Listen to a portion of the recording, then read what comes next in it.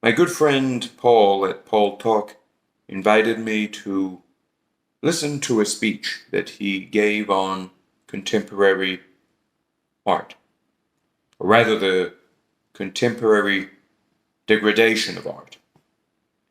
And in that speech, he refers to an aesthetic experience that entails recognition on the side of the artist of his responsibility to draw what is eternal, truth, to the plane of men. And here he refers to Socrates, philosophically speaking, and to the Gospels, religiously speaking. Socrates was said to have drawn the eternal ideas into the polis, into the city.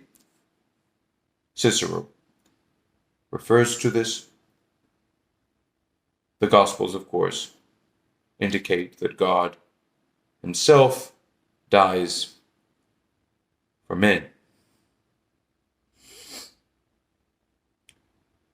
Now, on the notion of responsibility, however, there can be misgivings, misunderstandings. Theologically speaking, and this we glean from the study of medieval sources, this is a standard understanding. God is not responsible for men in the respect that, well, he has to help anyone, that he feels compelled to help anyone. He is able to respond to men, clearly. So in that respect, he is responsible, able to respond. But what for? In what sense does God care for men? The ancients would tell us that what is high does not care for what is low. And Christianity agrees, according to Christian theologians, that the distinction between these two alternatives is only superficial. For the care of God for men is to be understood in the respect that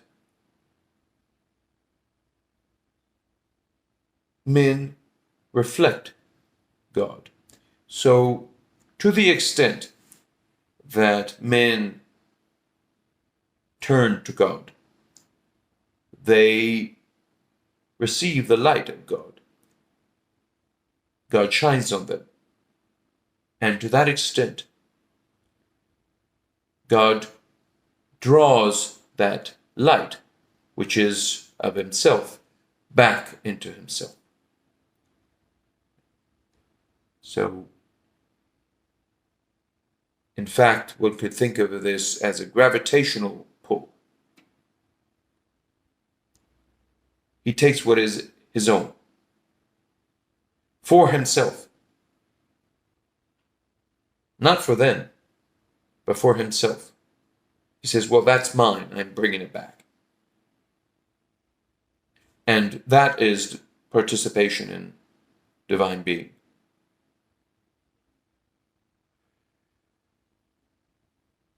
So if we do benefit from this, it is not because anyone's doing us a favor. For nothing.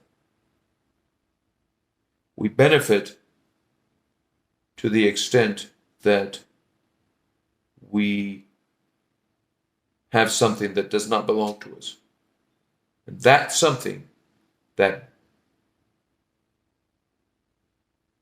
dimension of being, is called back to its integrity in eternity. Well, what about philosophy? Well, Socrates in fact, in the Platonic dialogues, never shows to be very responsible in the modern sense of the term for people. He does think that people ought to thank him, but other than that, he never really got involved in political matters.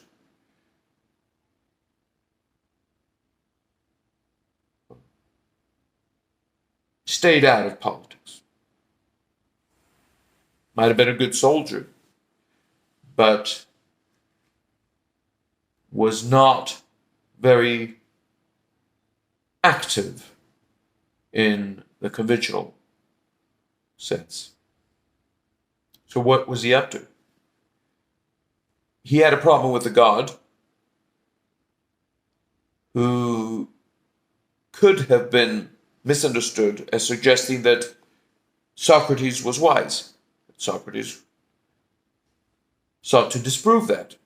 But of course, in disproving that he was wise, he would have had to show that nobody else was wise either, or that wisdom was not something that men could take possession of. So, not a possession of the city. And so, if truth is to be sought within the city, this does not mean that it belongs to the city, but that the task of man is to expose the city to truth at its foundation, at its ground, to open up the city, to find out the truth. And when we open up conventions, what do we find? In principle, a justification, the original justification for the city.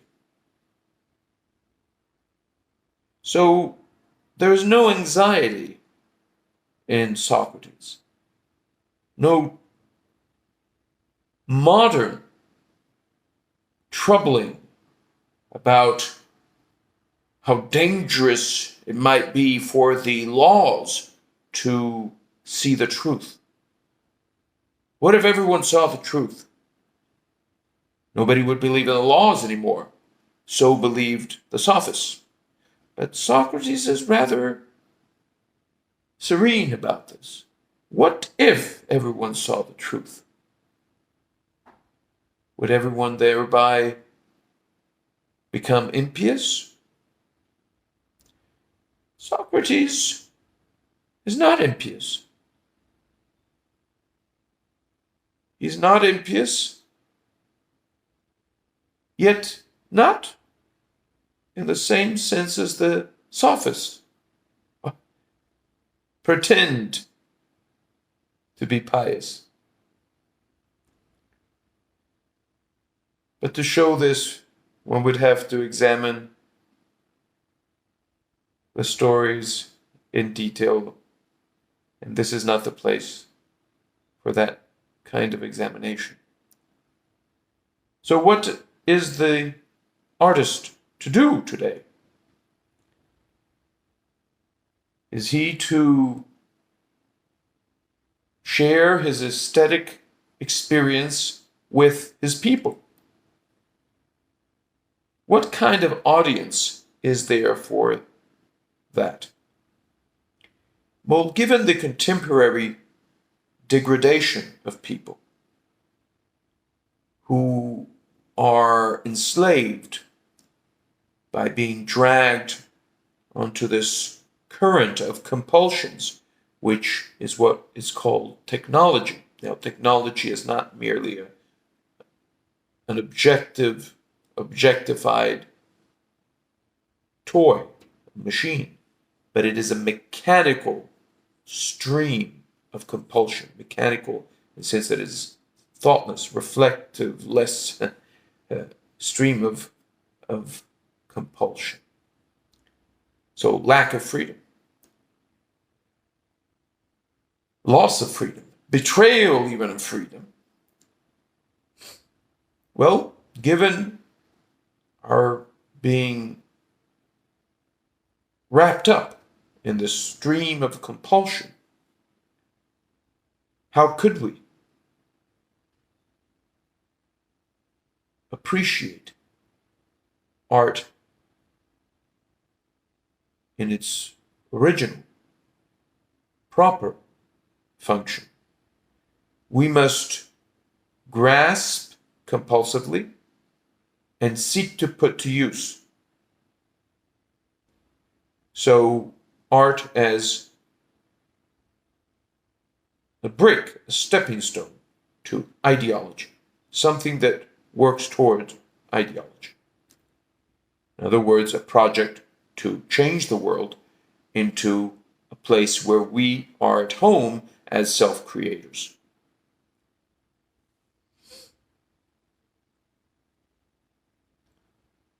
So what is the good artist, the non-contemporary artist, to do?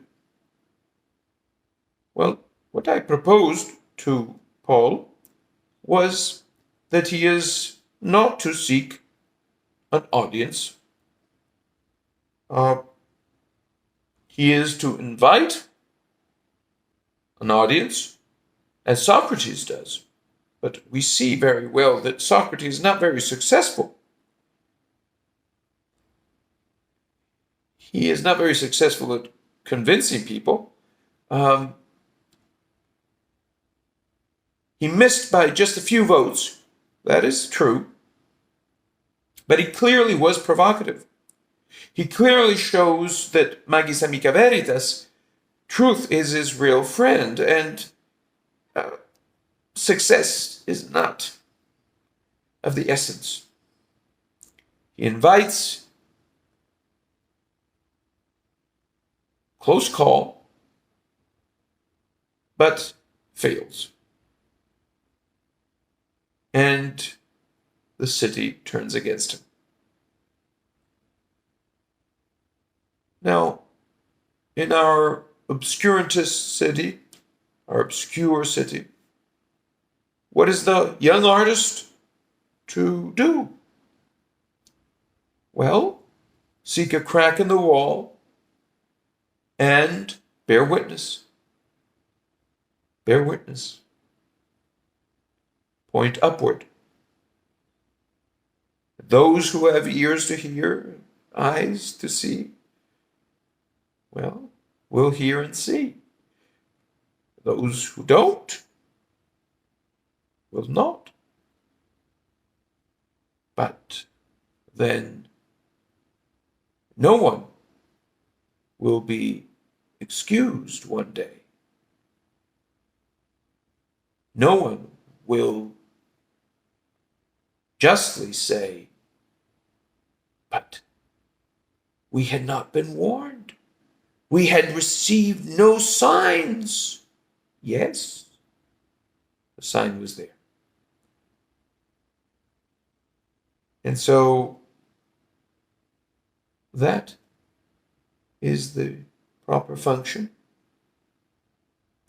to give a sign.